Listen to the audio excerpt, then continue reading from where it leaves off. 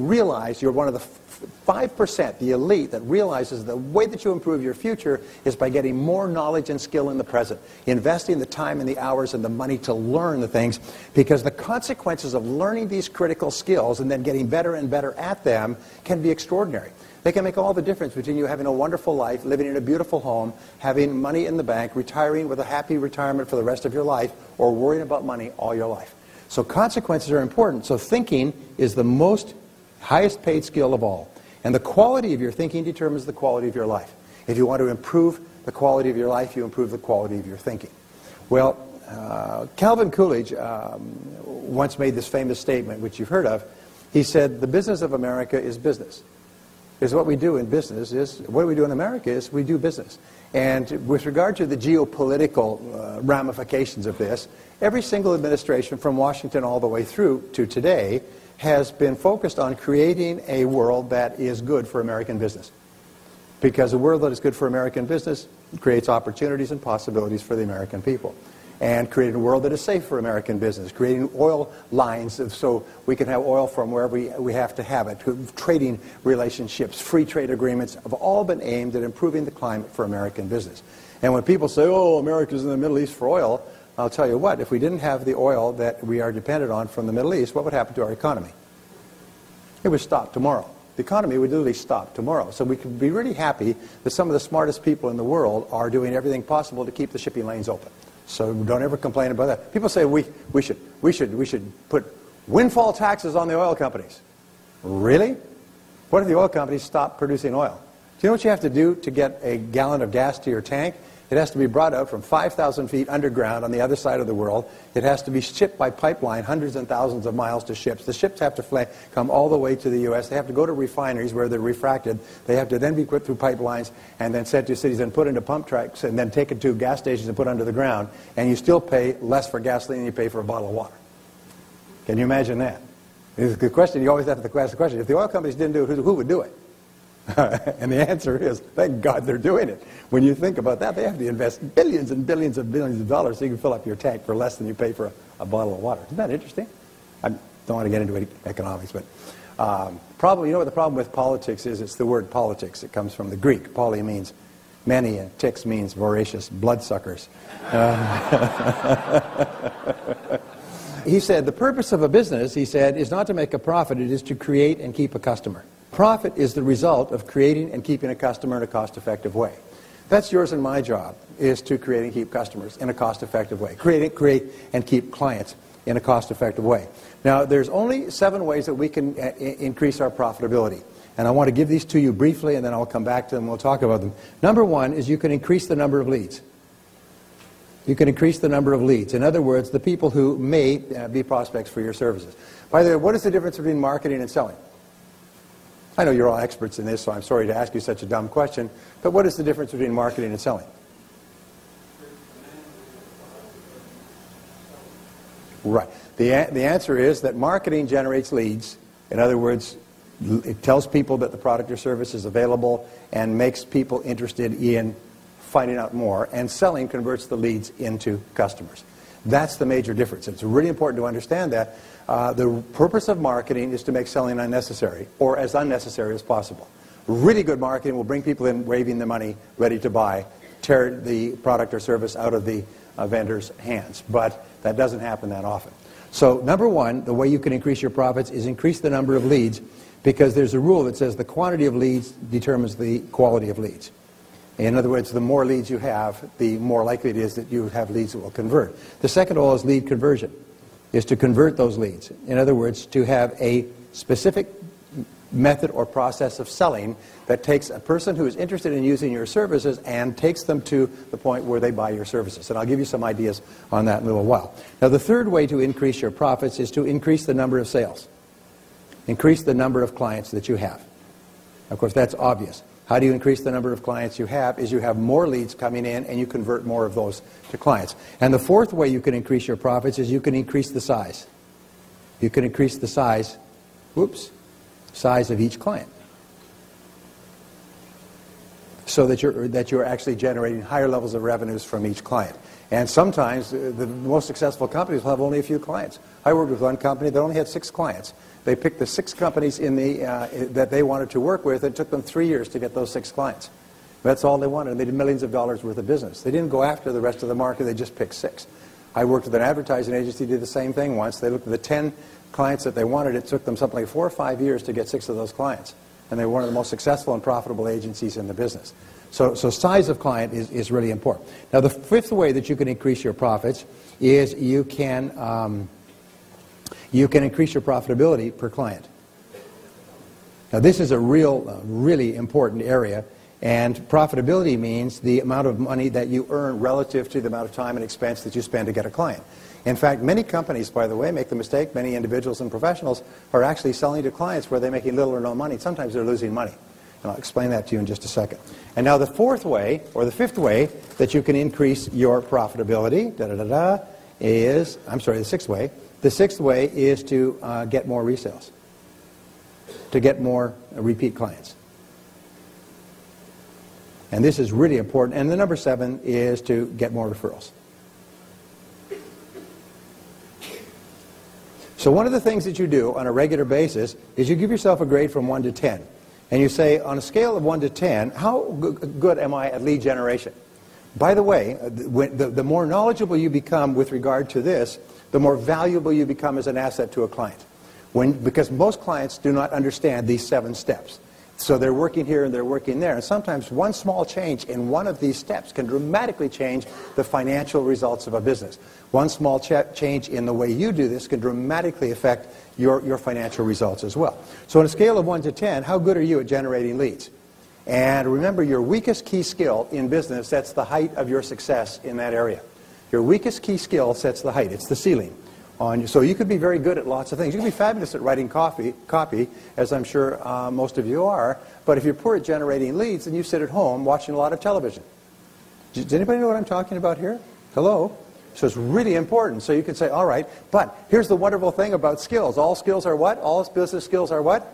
They're learnable, so that you can learn how to do it. That's one of the reasons we come here, is because if you're weak in a particular skill, there's people in this room and outside this room who are experts in that skill. They will show you ways to generate leads. I was doing about $1,200 a month on my internet business about 7 years ago when I decided to get serious about my internet business. And I began to study the internet. I began to study writing, copywriting, product offerings, free things, and so on and so forth. And I just read the stuff. It was all there. I mean, people are eager to share ideas on the internet, as Joe was earlier. Today, last month, we did $110,000 in sales on the internet, which is about $1.3 million a year. Now, that may not be impressive to Amazon.com, but it ain't bad. It ain't bad. Pays the bills. There's enough money in my internet business now. I could stop working, just operate my internet business out of my backyard. I mean, my back room. But my point is this: is that what I did is just learn, and all the stuff is learnable. All the skills are learnable. So you can learn how to generate leads. All right? Lead conversion is really important. That's the business of sales. The rule is that nothing takes place until somebody sells something to someone. And I'll talk about this a little bit later, because the better you can get at converting leads, the more money that you'll make and the more opportunity you'll have to work doing what you do well and what you like to do. The 3rd area is to increase the number of clients, which of course is a function of numbers 1 and 2. Number 4 is to increase the size of each client. Sometimes when a client uses you, they will use you for a nickel, but they will have $1 worth of business for you. And what they'll do is they will give you a nickel to see how well you perform with that nickel. And sometimes it's worth your while to break your back, really working hard to make that client successful, to do the extra work, to go the extra mile. Because if you really satisfy this client, the client will give you much more work to do. And that leads us to increase the profitability of a client.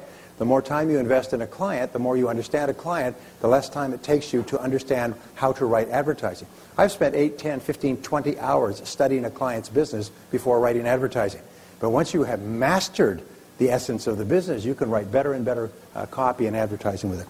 And the others, we say here, to get more repeat clients, which comes from the function of the others, and to get more referrals. And I'll talk about this a little bit later, because this is one of the most important things we do. So give yourself a grade on a scale of 1 to 10, how well are you doing?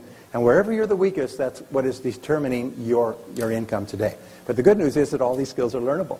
You can learn the skills you need to learn to achieve any goal that you want within your business. Many people think that, you know, all you can do is all you can do, is that if you don't know, if you can't do it, it means that you don't have a flair for it. People say, oh, I'm not very good at prospecting, or I'm not very good at selling, or I'm not very good at using the telephone, or I'm not very good at making presentations. Well, get over it. These are learnable skills. Can anybody here, by the way, drive a car?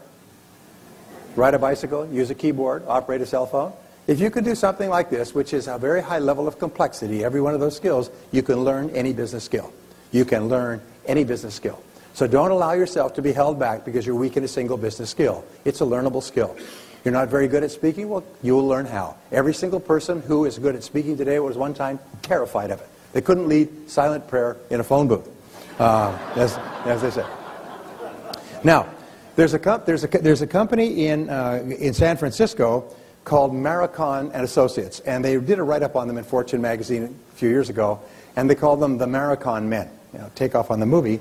And what they do is they go into a company and they analyze the company, do a profit analysis of a company. And I want to give you this as a tool for you to think of. Remember, the more tools you have, the better that you can think with regard to your business. And what they do is they come out, and I designed this because from reading the article. But what they found is that every company has a series of products, services, activities, advertising, marketing, sales methods that are profitable and unprofitable. The first thing they do is they go into a multi-division company that has lots of products. And most products in multi-division companies, they lump together administrative expenses, overhead expenses, staff expenses, utility expenses, and so on. What they do is they go and they tease out and they work out the exact profitability of every product that the company sells. They took the exact sales volume, all the returns, they look the exact costs of advertising, cost of promotion, costs of production, cost of manufacturing, cost of shipping, cost of defects, cost of everything, to work out exactly the profitability of each product, or in your case, each service, or each client. And then they organize them on a scale. And they say, this is your number one, this is your number two, and there's always a scale, by the way.